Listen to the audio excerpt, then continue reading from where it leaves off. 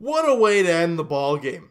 A wild pitch. A walk-off wild pitch for the Tampa Bay Rays as they beat the Blue Jays 7-6 in 10 innings. And oh yeah, the Blue Jays had a 6-0 lead and blew it. But I gotta say, it's almost all Trent Thornton's fault. I hate to put blame on people. But when you pitch like that and throw those type of pitches to those type of hitters, they're gonna kill you. And they did. But let's break down the ball game right from the very beginning. And in the top of the second inning, with two guys on, Brandon Drury uncorks a bullet to left field, and it's gone. 3-run shot for Brandon Drury puts the Jays up 3 early. And I'm like, all right, that's what you like to see. But it's obviously way early. It's only the top of the second. Lots of ball to play. Top of the third inning, Kevin Biggio at the plate. And he crushes one to right field, and it's gone. Meanwhile, one play later, Bo Bichette gets caught stealing. You know, he was going to go on first move. He did, but the problem, Bo into first base. Got thrown out at second. Next pitch, a couple pitches later, think, home run from Kevin Biggio. Ugh, I don't like that. But you got the extra run. It's a 4-0 lead. What am I complaining about, right? Okay. And then at the top of the fourth inning, error. They make a big boo-boo. Danny Duffy at third base mishandles the ball and throws a ball in the dirt past Jesus Aguilar. At first, 2 runs come in. Drury and Teoscar Hernandez come in to score. The Jays got a 6-0 lead. Oh, this is beautiful. Fourth inning already. You got a 6-0 lead. Now you just want to see some good pitching. Bottom of the fourth. Avisail Garcia at the plate. You know the quote, "You hangy, he bangy"? That was a theme in this inning from Trent Thornton. He throws an absolute meatball. Just a large, Swedish meatball. Wait, no one's Swedish on the team, but you know what I'm talking about. And Avisail Garcia serves it with some spaghetti right into the left field bleachers. 2-run shot. Okay. At 6-2, though, you're all still up by 4 runs. That's all right. Just can't do that again. A couple batters later, Willie Adames at the plate with a runner on. He gets a hanging meatball once again. And he crushes it to left field. And it's gone. Is this BP Trent Thornton? Come on, man. How are you going to throw 2 absolute meatballs like 3 hitters apart? 3 or 4 hitters apart? You just can't do that if you're going to succeed in the league. And just like that, it's a 6-4 ball game. 2 batters after that, or maybe 3.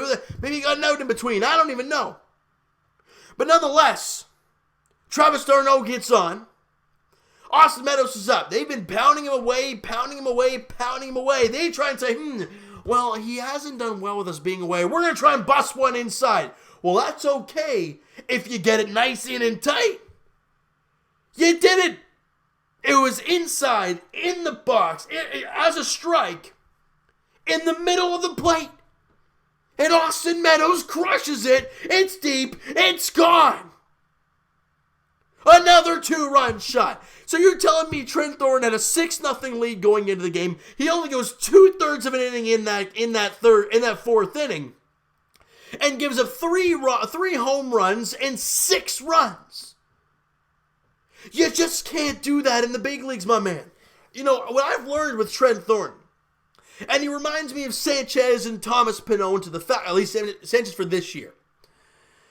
When they get in trouble, they cave in and fall apart. Trent Thornton was doing great through the first 3 innings. Pitch count was fairly down. Looked like he was going to go about 6 innings. Things were going nice. Then, bang! Gave up a single, gave up a 2-run shot, and then the wheels just fell right off. It's just brutal. The Jays gave you 6 runs, and they scattered them over 3 innings. And then, bang! Before they even get back in the sticks, they're tied again. You just can't do that. And Trent Thorne, he's an emotional guy, I get it. You just can't let it get to your head. You just can't. You all know as baseball players, short memory, you gotta have it. And clearly, in this game today, Trent Thorne did not. He went 3 2/3, gave up 8 hits and 6 runs, walked 1 guy and struck out 2. And he wasn't very good. Plain and simple. But you're still tied. It's a 6-6 game. In the latter half of the innings, the Jays get a couple runners on in a couple different innings, but can't capitalize.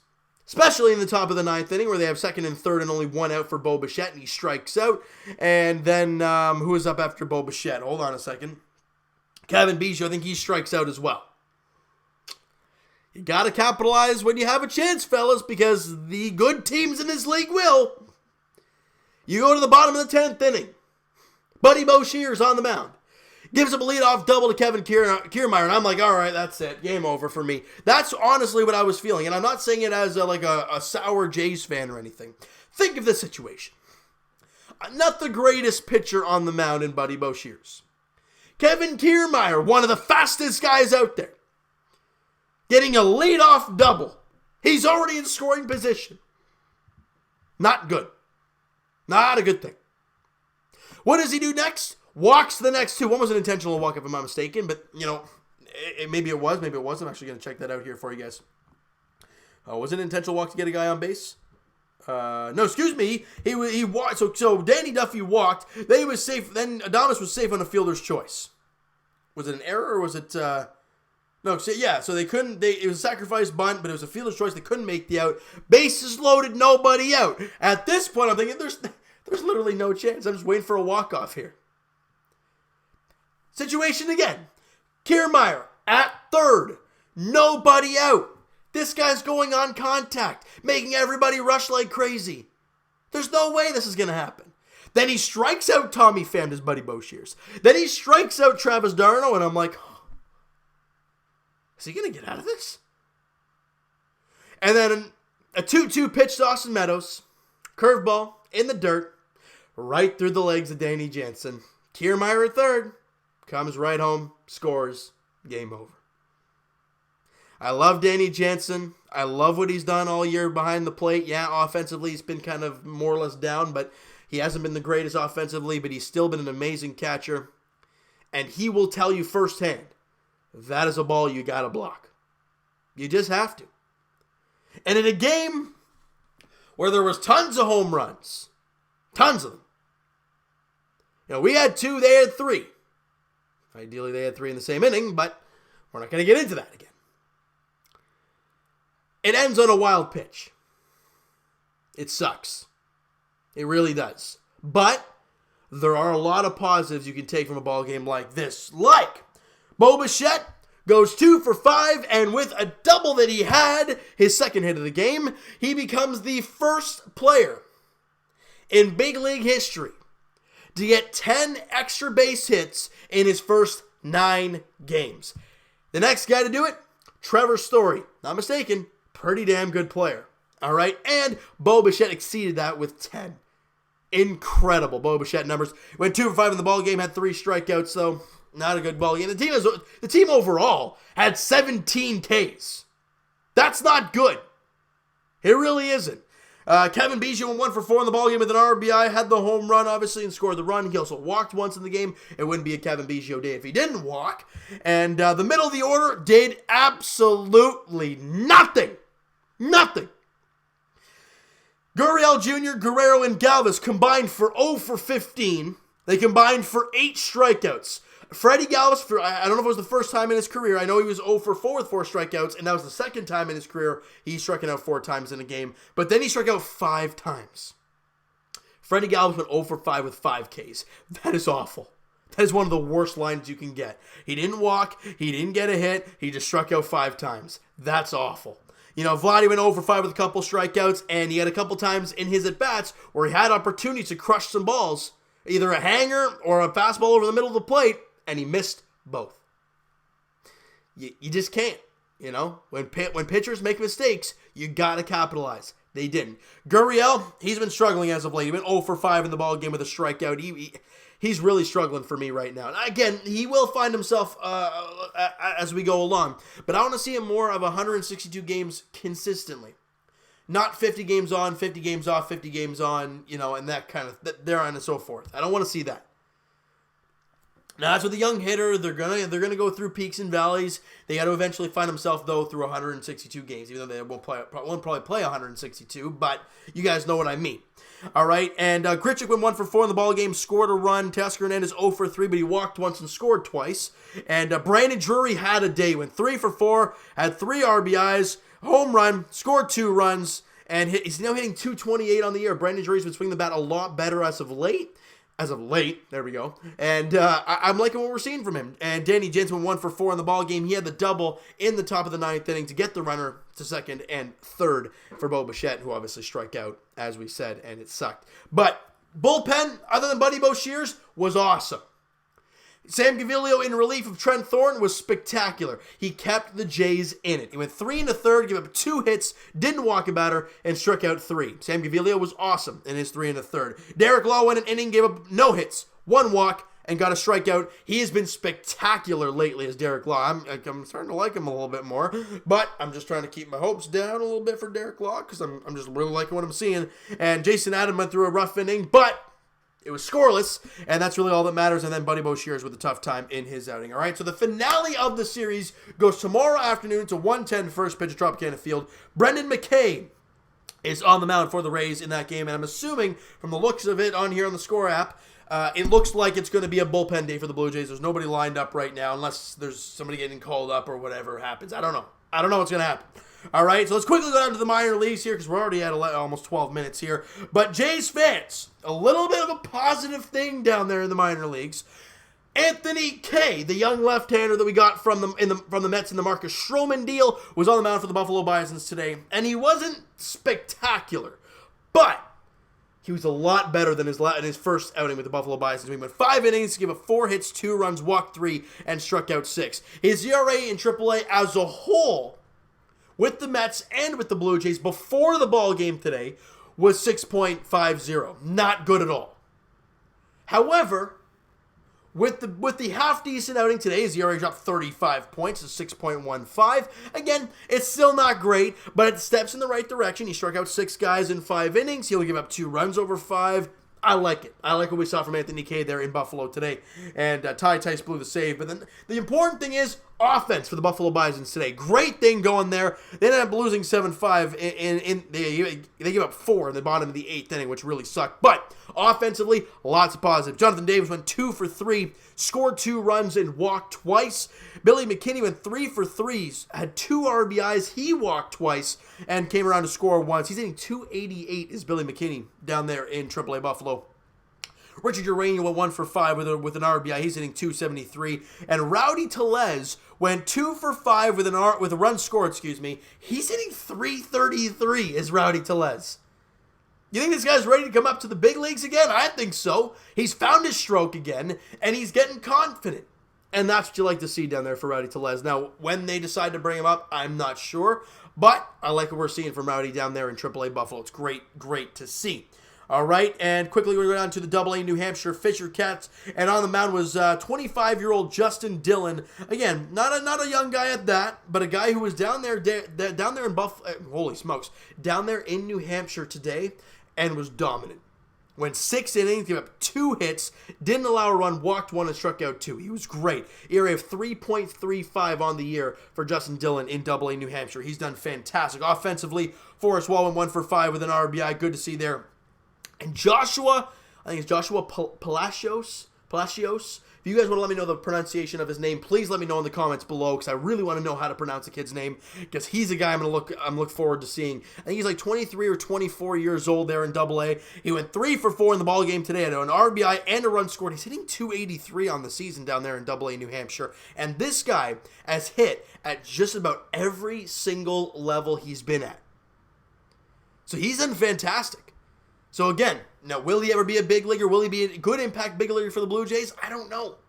But what I'm seeing right now is some really good positives from him down there in AA New Hampshire. Riley Adams, the catcher, went 1 for 3 in the ball game with a walk and scored 2 runs. He's hitting 254 in the season. And Kevin Smith One of the big prospects for the Blue Jays kind of dropped a little bit because of his rough season, but he had a great ball game today. Went 3 for 4, had 4 RBIs, and scored a run in the game, hitting .217 on the year. Again, still not magnificent from Kevin Smith, but he had a home run today. He's got 17 home runs, says Kevin Smith, in Double-A. So, a guy that's really finding himself for the last little while, and hope he ends the season really strong. That's what I want to see from Kevin Smith. I'd love to see him hit north 230 if he can find a way to do that. But that'd be awesome to see. Chad Spanberger went 1 for 4 in the ballgame. He's only hitting .225 on the season.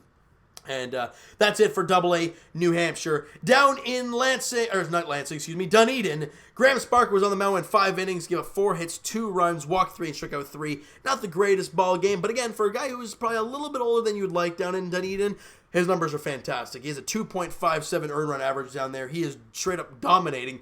And speaking of dominating, with only 7 hits in the ballgame for the Dunedin Blue Jays, Demi Orlemoye had 3 hits. He went 3 for 4 in the ballgame. He's hitting .242. Remember earlier on in the year when I was saying this guy was hitting like 170 and 180? But we're around that June mark? He's now hitting .242. Demi Orlemoye has been fantastic over the last, month or 2. He's been incredible, so I love what we're seeing down there for him. Not a lot of other positive things, though. Alejandro Kirk went 1 for 4. He's hitting .289 on the year. But down in Lansing, again, a little bit of an off night for the young guys down there in Lansing. But again, they still got some hits here and there. Otto Lopez went 1 for 5 in the ballgame, still hitting .306 on the year. He's still done fantastic down there in Lansing. Gabriel Moreno went 0 for 3 with a walk, still hitting .303 on the season. And Griffin Conine went 1 for 4, but he struck out 3 times. I haven't looked at his strikeout numbers, but I swear Griffin Conine strikes out an absolute ton. He went 1 for 4 in the game today. He's still hitting .281 on the year, but those strikeout numbers got to come down.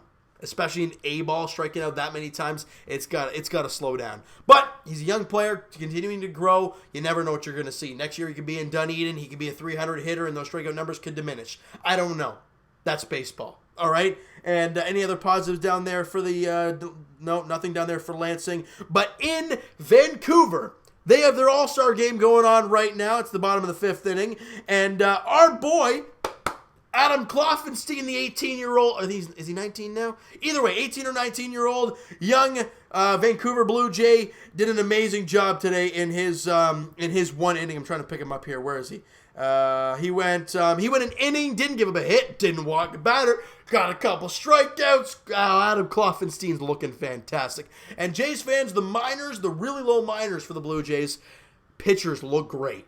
Kloffenstein looks good. Kendall Williams, in very, very, very short time, looks good. Manoah looks unbelievable, and I can't wait to watch him pitch. Eric Perdino looks amazing. My boy Josh Winkowski in Dunedin looks awesome. And there's lots of other pitchers down there in the minor leagues that are continuing to grow. This team's just got to be patient. I know the pitching staff up in the big leagues right now with Thornton and Wagasback and Pannone and guys like that, we don't really know if we can trust them at all, and I get that. But there's reinforcements coming. It may take a few years, but they're coming, and they look good. All right, so we'll quickly go down to the Bluefield Blue Jays and young infielder Leonardo Jimenez. He went 3 for 5 in the ballgame. He had 2 RBIs and scored a run. He's hitting .283. This guy is 17 years old. The kid looks real good. There's Leonardo Jimenez. Miguel Geraldo, another young guy down there, went 1 for 5 with 3 RBIs and a run scored in the game. He looked great in that game once again. And this guy as well, again, another young pitcher. Teenager Nasuel Paulino out of the Dominican Republic. He's a 2000 kid. He went 4 innings down in Bluefield, gave up 3 hits, walked 1, struck out 3, didn't allow a run. He looks awesome. 2.57 ERA down there in Bluefield. So, again, another young player to keep an eye on. And Desan Brown went 0 for 3 again today for the Gulf Coast League Blue Jays. So, rough game for him, but it's okay. All right, so you know what, guys? That is going to do it for this one. If you guys enjoyed this video and you guys enjoyed the bullpen performance in Brandon Drury's day for the Toronto Blue Jays, smack that like button. Do appreciate that. Hit the subscribe button if you guys have not already. Comment down below your thoughts on this game, your thoughts on this team, your thoughts on the minor leaguers we've discussed. I want to hear everything you guys want to talk about when it comes to this Toronto Blue Jays team, because it's tough to watch, especially when you get walked off on a wild pitch. It's not fun.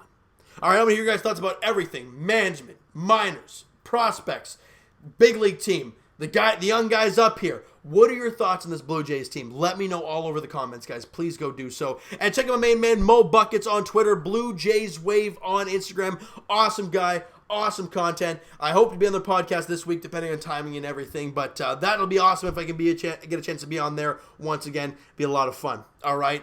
And guys, Twitter is down below. Follow up, send me a DM. Do all that great stuff. And I will talk to you guys tomorrow afternoon as the Blue Jays look for the series win against the Tampa Bay Rays at Tropicana Field. 1:10 first pitch there. Brendan McKay on the mound for the Tampa Bay Rays, and I'm assuming it's going to be a bullpen day for the Blue Jays. All right, so thank you guys so much for listening and watching. Hope you guys enjoyed this video. Talk to you guys then.